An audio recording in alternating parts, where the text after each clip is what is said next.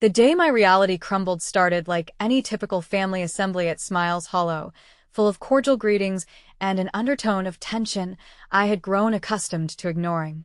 The spacious parlor of our family home sparkled under the gentle glow of the chandelier, epitomizing luxury and ease. My stepmother, Vivien, was at the mahogany table, skillfully arranging freshly cut roses into a vintage vase, her overly bright demeanor almost staged, a sign I should have heeded. Meanwhile, my father, Richard, paced near his desk, constantly checking his watch.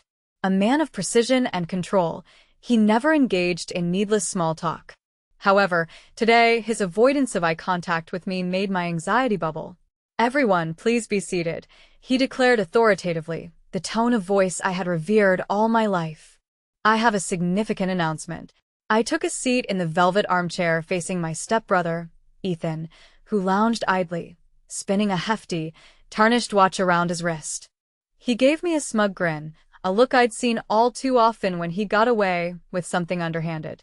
"I've been contemplating our company's future," my father began, each word measured and deliberate. "After thorough contemplation, I've resolved to pass the majority ownership and control to Ethan." The air escaped my lungs, and my hands gripped the armchair as his declaration froze my insides. "What?" I barely managed to whisper. "It makes perfect sense," Vivien interjected, her polished hand confidently resting on Ethan's shoulder. "A fresh perspective is precisely what the company requires." "Dad," I protested, striving to maintain composure, "I've invested years into this company. I know every client, every contract. I helped you build it." My father sighed, rubbing the bridge of his nose. "Jessica, please, this wasn't an easy decision. Ethan brings new ideas that fit better with the company's vision for the future." Glancing at Ethan, who leaned forward barely masking his glee, he taunted, "Don't worry, sis, we'll find a spot for you, maybe in HR. A bitter chuckle escaped me. "You assured me, Dad," said, "that once I completed my MBA. "Things change," my father interrupted sharply. Vivien crossed her arms, her head tilted in pseudo-concern. "Honestly, Jessica, this overreaction is exactly why a steadier hand is necessary in leadership," she mocked. "You're too emotional." Feeling the walls shrink around me, years of labor, sleepless nights, and sacrifices rendered obsolete. He had chosen, and there was no room for me in the enterprise I had devoted myself to. Rising abruptly, with my vision swimming, I seized my purse. "Congratulations, Ethan," I managed, suppressing the choking sensation. "Enjoy managing the company I labored over." "Jessica, don't cause a scene." Vivien's voice trailed after me as I headed towards the exit. I halted momentarily, casting one last glance back. "Dad," I uttered lightly, but he wouldn't meet my gaze. "We'll discuss this later," he murmured. I shook my head. "No, we won't." With my head held high, I strode out, maintaining my poise until reaching the car. The moment I closed the door, the tears cascaded freely. My phone buzzed, a message from Lucy, my closest friend. "How did it go?" My fingers quivered as I responded. "They gave everything to Ethan. All my efforts, everything Dad promised." Her reply was immediate. "I'm coming over. Don't do anything rash." Starting the engine, I glanced one last time at the house. Through the window, I saw my father observing me. Briefly, regret seemed to cloud his face before Vivien joined, whispering in his ear, and he turned away. 3 years vanished in an instant. Years of dedication, trust, and sacrifices handed to someone unworthy, all because Vivien manipulated my father, convincing him that her son was more entitled than his daughter.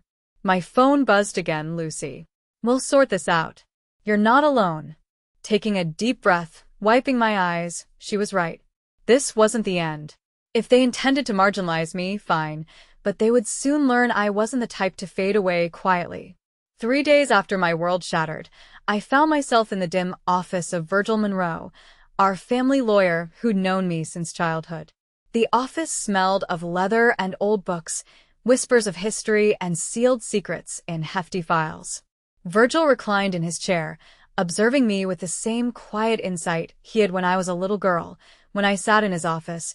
Memories of playing on this carpet while my father closed business deals flooded my mind. But this time, I was no longer a child. I was determined to uncover how everything I had built had been taken away from me. "I don't get it," I said, anxiously twisting the tissue in my hand. How could my father legally accomplish this? I always believed that the company was meant to be divided among the children. Virgil sighed, took off his glasses, and massaged the bridge of his nose. "Your father restructured the ownership last year. As the majority shareholder, he was within his rights to transfer his shares to anyone he wished." I froze, recalling last year, nodding as the betrayal cut deeper. While I was working tirelessly, learning, and proving myself, he had already made up his mind that I would have no place in the company. I swallowed the lump rising in my throat. "So, that's it? He emerges victorious?" Hesitating, Virgil got up and walked over to a filing cabinet. He retrieved a thick folder, handling it with a kind of reverence that quickened my pulse.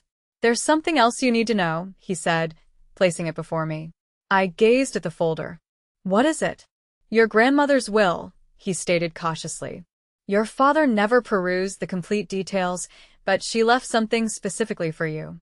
With trembling hands, I opened the folder, scanning the document. I stopped as my breath hitched. $2 million. The numbers blurred as I struggled to comprehend it. "She left me a trust fund?" Virgil nodded. "But there are conditions, of course." Naturally, my grandmother had never believed in passing down wealth without meaning. "You can access the money only if you establish a prosperous business before you reach 30, Virgil explained. "Specifically, you must show a profitable quarter within your first year of operation. If you fail, the trust dissolves and the money is donated to charity." I exhaled sharply, my mind spinning. "She wanted to give you an opportunity," Virgil continued, "but also wanted you to earn your success." I looked at the paper, my fingers tracing the bold numbers. My grandmother always perceived the truth in people long before they did themselves. She foresaw this, anticipating my father's betrayal, and left me a way out. "Does my father know about this?" I asked. "No." Virgil's expression was resolute. "And he can't. Your grandmother was adamant this was to be disclosed only to you if you were ever disinherited from the family business." A shiver ran down my spine. She knew. Virgil folded his hands on the desk. "Jessica, you can't tell anyone, not your father, not Vivien, not even Lucy." I blinked. "Why?" "She wanted your success to be entirely yours," Virgil explained. "No one should claim they assisted, or that you had an unfair advantage. She believed that if people were aware, they would treat you differently, possibly manipulate you. She wanted you to create something that was distinctly yours." I exhaled slowly, letting her words sink in. For the first time since my father's betrayal, I felt something beyond anger, determination. Years of proving my self-worth were dismissed like an afterthought. They took everything from me, my future, my father's promises, the life I was building. But they didn't take me. If they wanted to push me out, I'd construct something superior. Sitting across from Lucy at our favorite cafe, I opened my laptop, my heart racing with enthusiasm. "Okay, hear me out." I excitedly pushed the screen toward her. "Eco-friendly packaging, biodegradable, cost-effective, and scalable. Businesses want to go green, but they lack reliable suppliers. We can change that." Lucy raised an eyebrow, stirring her latte. "You're talking about competing with billion-dollar corporations. Do you even have a manufacturer?" "Not yet, but I've been researching," I replied, pulling up another statistic-filled tab. "The market is booming. If we streamline the supply chains and offer direct partnerships with businesses, we can make sustainability affordable." She tapped her nail against the table, contemplating. "I don't know, Jess. You just lost your job. Starting a business isn't exactly the safest move right now." I leaned in closer. "I don't want safe. I want something that's mine, something no one can take away." Lucy sighed, but a smile teased the corners of her mouth. "You're serious about this?" "Dead serious." She took a sip of her coffee, then set the cup down with a determined nod. All right, let's do it. For the next 2 weeks, I hardly slept. My days were consumed with market research, supplier calls, and financial strategizing. I reached out to manufacturers specializing in biodegradable packaging, negotiating bulk pricing, and sustainable production methods.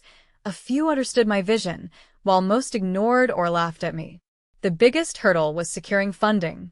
I had access to my grandmother's trust fund, but had to keep it a secret. So, I meticulously managed my finances, transferring small amounts to personal accounts to give the impression I was gathering resources from savings and various investors. The approach was risky but essential. One evening, I sat with Lucy in a cozy, modern co-working space downtown, examining our initial manufacturing contracts. Despite the low rent and mismatched furniture, it was our own space. "This is actually happening," Lucy whispered, her eyes scanning the contract. I smiled, though exhaustion tugged at me. "Yeah, it is." Word spread quickly, because within a week, Ethan showed sudden interest in my financial affairs. "Come on, Jess," he said, appearing at the coffee shop where I worked most mornings. "I know you don't have much in savings. Where's the funding coming from?" I kept a neutral face. "I have investors." His smirk faded. "Who?" "None of your business." Ethan leaned back, crossing his arms. "Meredith's worried.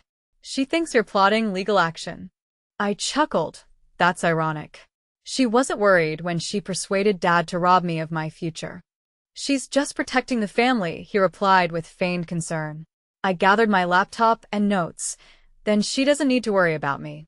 I'm not coming for them. I'm building something better." As I departed, I felt Ethan's eyes on my back. Let them speculate. Let them fret. I had bigger priorities. In the sleek, glass-walled office of a prominent restaurant chain, I adjusted my blazer and steadied my hands. Opposite, Sarah Whitman, the company's head of procurement, assessed one of our biodegradable takeout containers skeptically. "This is impressive," she said. "But we've been burned before by startups unable to meet demand. What sets you apart?" I had awaited this moment. Activating my tablet, I displayed a comprehensive presentation. "We've established partnerships with 3 manufacturing facilities nationwide, ensuring scalable production without bottlenecks. Plus, we're not just providing packaging. We offer a full-service transition, including staff training and waste management solutions." Sarah raised an intrigued eyebrow. "That's a bold claim," she remarked. I smiled. "It's not just a claim, it's a guarantee. Unlike larger suppliers, we're adaptable to your specific needs." She glanced at her assistant, who nodded in approval, then set the container aside and leaned back. "All right," she said. "We'll trial you for 3 months at 2 locations. Deliver, and we'll discuss expansion." I maintained professionalism as we shook hands, though internally, I soared. This was more than a deal. It was validation. The next day, Ethan reached out. "Hey, sis," he greeted, overly casual. "Let's grab coffee. I have an idea that could benefit us both." I could foresee his direction but agreed to see him squirm. We met at a fashionable downtown cafe, Ethan's typical Instagram haunt. He arrived in designer attire, flashing a grin, as if we were old pals. "I hear you're making waves in the eco-friendly sector," he noted, stirring his espresso. "Dad's impressed, and so am I." "What do you want, Ethan?" I asked, folding my arms. He chuckled. "Look, I know we've had our differences, but I'm running a company now and we're going green. Why not keep it in the family? Supply the packaging. I'll provide guaranteed contracts." I stared, then laughed. "You robbed my inheritance, ousted me from my dad's company, and now you want my help? That's rich." His smile wavered. "I'm offering stability," he insisted. Leaning forward, I retorted, "I don't need your scraps, Ethan. I'm building something of my own." I saw doubt flicker in his eyes for the first time. He realized I wasn't the same person who'd left, humiliated. "Good luck with your company," I said, smirking. "You'll need it." As weeks passed, my business gained momentum. The restaurant chain's trial was a major success, leading to further contracts. Word spread, attracting retailers and other chains. By then, my father had taken notice. One evening, as Lucy and I celebrated another deal in our office, my phone buzzed. My father's name lit up the screen. "He's finally breaking," Lucy mused. "I wonder what he wants." I ignored the incoming call that went to voicemail and returned my attention to the spreadsheets, grinning. "I don't care," I said confidently. I was too busy succeeding, with my image adorning the glossy business magazine on my desk. The headline proclaimed, "The woman revolutionizing sustainable packaging." Seeing my name in print felt deserved, not surreal. Lucy burst into my office, waving her phone with excitement. "Have you seen this?" she exclaimed. "The article is live online, and investors are already buzzing about it." I chuckled. Let them talk. We're just getting started. 2 weeks later, I attended one of the most significant industry conferences of the year. Our booth was swamped with potential clients, journalists, and executives intrigued by green shift solutions. Each time I pitched our products, the interest was palpable. People craved change, and that's exactly what I was delivering. Just as I concluded a meeting with a major distributor, I spotted Ethan and, right next to him, my father. Ethan approached with his usual smug demeanor. "Nice setup, Jess," he remarked, glancing around. "Very modest." I folded my arms. "Anything you need?" He grinned, adjusting his designer watch. "Thought I'd give you a heads up. Joseph Industry is launching its own eco-friendly line next quarter." Unfazed, I replied, "Copying my business now, Ethan? How original." "It's just business, sis," he retorted with a smirk. "We have the resources, the connections, and the clients. Do you really think you can compete?" Before I could respond, a journalist recognized me from my recent feature and paused. "Perfect timing," I announced, producing my tablet. "I just signed contracts with 3 major restaurant chains and a national retailer." I tapped the screen to show the deals. "We're enhancing our production capacity and expanding internationally next quarter." Ethan's smirk vanished, caught off guard by my swift progress. I turned to my father, who had remained silent. "Still think I wasn't ready for leadership, Dad?" His jaw tightened, but he said nothing. For the first time, worry flashed across his face. Good, let him worry. By the conference's end, our booth had drawn more attention than I could have hoped for. CEOs, investors, and sustainability advocates all wanted meetings. My phone buzzed incessantly with emails from companies eager to partner with us. Packing up, Lucy grinned. That exceeded our expectations. I smirked. Yes, it did. As we exited the conference hall, I saw Ethan arguing with my father near the exit, both visibly frustrated. Let them panic. They had underestimated me, and now they were witnessing my success. The news exploded across the business world like a thunderclap. Joseph Industry under fire for environmental violations with fines in the millions. Sipping my coffee, I read the report of illegal waste disposal, regulatory breaches, and financial mismanagement under Ethan's leadership. The company hemorrhaging money, with fines threatening bankruptcy. This downfall was inevitable. Lucy dashed into my office breathless. "Jess, have you seen the news?" I turned my laptop to face her. "I've been enjoying it all morning," I replied. "You'll love this," she laughed. "Meredith just filed for divorce." That caught my interest. "Really?" "Oh, yes," Lucy continued, amused. "Turns out, when the money disappeared, so did her love for Richard. And guess this, Ethan fled to Dubai." I raised an eyebrow. "Running from the fallout?" "More like running from creditors," Lucy chuckled. "He cleared some accounts before leaving, and now the company's on the brink of collapse." I couldn't suppress a satisfied smile. Poetic justice. Then, desperate messages poured in. First from Ethan. "Jess, we need to talk. Things went wrong fast. There's a way to fix this. Let's meet." Then my father.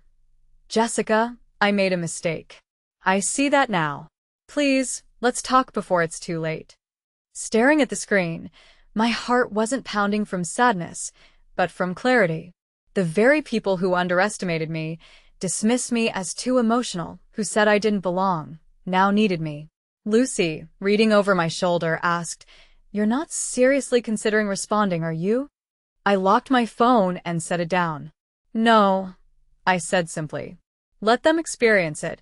Let them reside in the ruin of their decisions. Joseph Industries was collapsing. Ethan was gone. Meredith had moved on. And my father was realizing belatedly that he had backed the wrong child. After years of proving my worth and begging for a place in my father's company, now that very company was dying. And I was, for the third time in a week, my father was waiting for me in the lobby of my office. Maria, my assistant, popped her head in and said, "He's here again. Should I tell him to leave?" I exhaled, looking at my reflection in the window.